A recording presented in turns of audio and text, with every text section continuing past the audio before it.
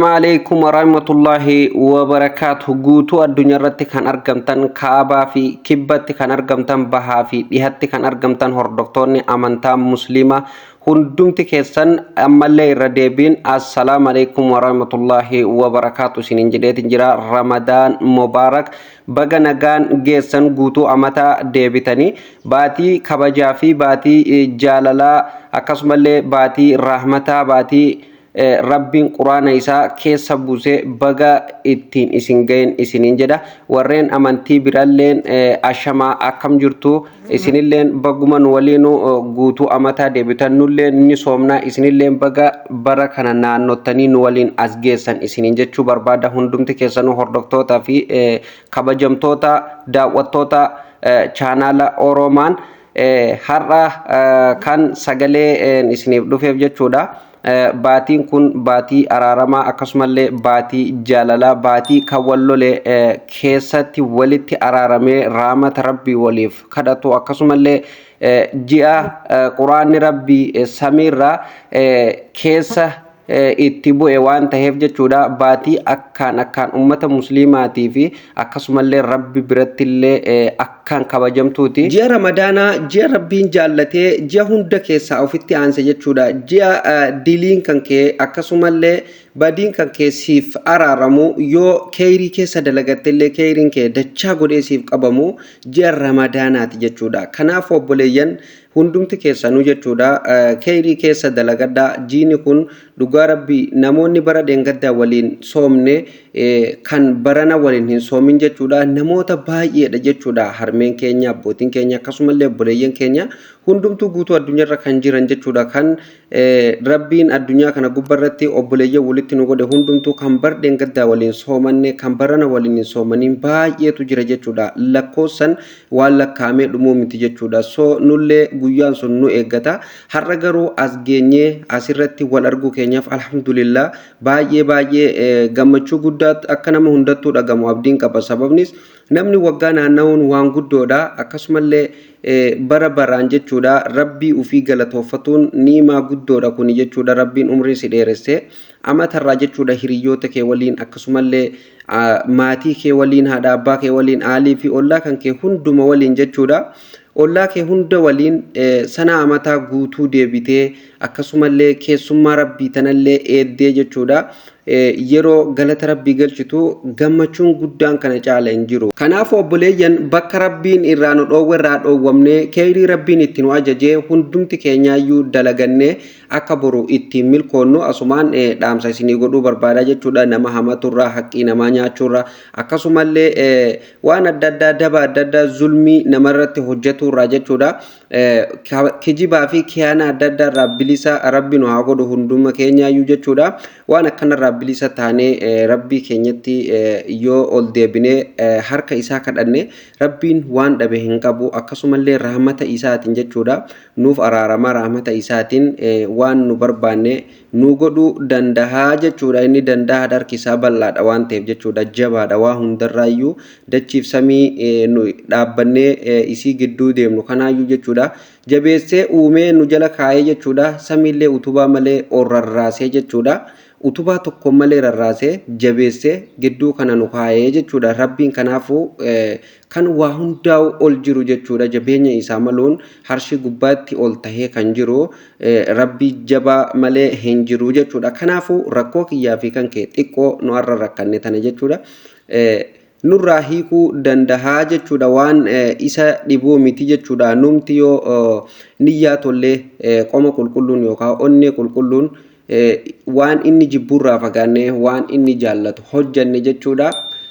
Rabbiin nu milkeessaa jechuudha. So kanaafuu kheyriitti wal haa yaabnu kheyrii haa dalagannu akkasumallee bakka hamaa bakka rabbi jibburraa haa fagaannuun isiniin jedha. Hordoftoota kiyyaa irra deebiin baga guutuu amataa isin deebiseen isiniin jedha. Ji'a ramadaanaa kana keessatti namuu hordoftoota kiyya kheyrii dalaguuf tattaafadhaan isiniin jedha. Namoonni baay'een ji'a ramadaanaa kana nyaata fi bishaan qofarraa waan soomanan sehaa jechuudha. Lakki akkasii miti obboleessa kiyya obboleettii kiyya hin dogongorin ramadaanni nyaataa fi bishaan qofarraa miti kan soomanamu.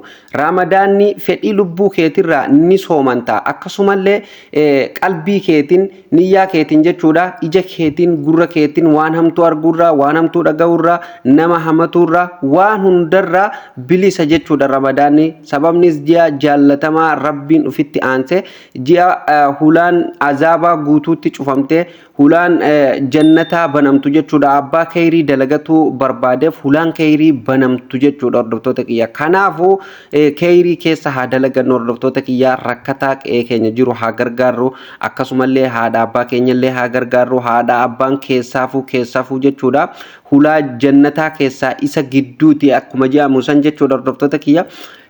Haadha abbaa keenyallee haa gargaarru waan dandeenyu hufna qabnu hundaan hufna xiqqoo fi guddoo qabnu hundaan maatii keenyallee haa gargaarru. Rakkataa keenya jiru yataamaa keenya jirtu hundumaayyuu haa gargaarruun isiniin jedha. Akkasumallee obboleeyyan keenya kan mana hidhaa Saawud Arabiyaa keessatti badii tokko malee dararamaa jiran kanallee rabbiin inshaallah mana hidhaa kana keessaa baasee hunduma keenyaayyuu nu haa gammachiisu.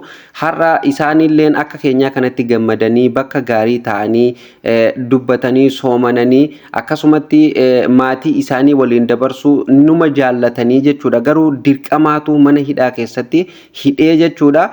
Achi keessa taa'anii malee namuu jaallateetii miti jechuudha hordoftoota kiyya. Nulleen bakka gaarii jiraannee osoo hin taane bakki nu har'a jirru iddoo kijibaati. Bakka keenya boru itti deemna bakka rabbiin nuuf qopheesse sanii jechuudha hordoftoota kiyya. So kanaafuu obboleeyyan keenyallee rabbi inshaallah ramadaana kanatti gammachuu isaanii ramadaana kana keessa nu haa dhageessisu. Hundumti keessanuu ijoollee keenyaaf du'aayii godhaafiin isiniin jedha. Rabbi inshaallah mana hidhaa kana keessaa isaan baasee nagaan isaan biyyatti isaan galchee maatii isaanii waliin rabbi isaan gammachiisu. Dhugaa rabbii baay'ee nama gaddisiisa waa'een nama keenyaa kuni hunduma isaaniitu rabbii mana hidhaa kana keessaa baasuun jedha. Gara kiyyaanii isinilleen du'aayii godhaafiin isiniin jedha hordoftoota kiyya. Egaan daawwattootaaf kabajamtoota Oromaan anaa fi isinillee rabbiin inshaallah amatallee warra akkanumatti sana amataa guutuu deebi'ee khayriin akkanatti wal argunu haa godhuun isiniin jedha. Umrii keenya nu dheeresse inshaallah rabbiin warra lafarratti wal beeknuu fi kan miidiyaa kanarratti wal beeknullee inshaallah rabbii sana amataa guutuu walumaan ramadaana baranaa kanallee nagaan soomee ramadaana dhufullee nagaan akkanumatti gammachuu wal argu hunduma keenyaa'u rabbi nu haa godhuun isiniin jedha hordoftoota kiyyaa. Kanaafuu khayrii haa dalagannu khayrii haa hojjannu ji'a kabajaa kana keessatti jechuudha waliin haa milkoonnu.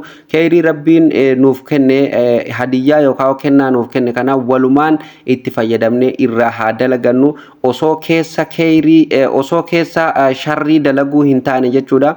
As keessatti khayrii dalannee waliin haa milkoonnu. Badii yoo keessatti baatii takkitti kana keessatti badii nu dalannu dachaa taatee akka nutti qabamaa jirtu ni beektu jechuudha. Kanaafuu yoo khayrii dalannellee akkasumatti dachaa taatee nuuf qabamti jechuudha. Hordoftoota kiyya khayrii irratti wal kakaafnee khayrii irratti wal hayaamnuun isiniin jedha. Egaa viidiyoon irraaf qabadhee isiniif dhufelleen asumarratti kan xumuramu ta'a. Namoonni chaanaala keenyaaf haaraa taatanilleen subscribe godhaatii maatii keenyatti dabalamaan isiniin jedha hordoftoota kiyya. Egaa dhaamsa tokko kan dhumarratti isiniif dhaamuutu jira hordoftoota kiyya. Ji'a ramadaana kana keessa baay'ee namoonni hundinuu biiziidha akkuma beekamu. Barnoonni keenya ji'a kana yoo isinirraa kan addaan citeellee jechuudha addaan citu ta'ellee jechuudha asumaan nu of kolchaa isiniin jechuu barbaada. Inshaallah yoo rabbi fedhe fedhii rabbiitiin addaan hin muru yoo akka carraa ta'ee biizii ta'ee kan adda muramu ta'e jechuudha hordoftoota kiyya. Asumaan akka na of kolchitaniin barbaada gara biraa badee osoo hin taane isin jechuu barbaadetti dursa isin beeksisuu barbaadetti ani maamiltoota kiyya baay'een jaalladha baay'een kabaja. Kanaafin kana dursee isinitti himuu barbaade inshaallah yoo rabbi jedhee fedhii rabbiitiin adda hin kunnu kanuman isiniin jedha. Viidiyoon har'a isiniif qabadhee yookaan khayriin har'a isiniif qabadhee dhufelleen asumarratti kan xumuramu ta'a. Viidiyoo biraatiin yookaan qophii biraatiin hanga walitti deebinutti nashiidaa raayyaa abbaa mancaa waliin turtii gaarii qabaadhaan isiniin jedha. Wassalaamu alaikum warahmatullahi wabarakatuh.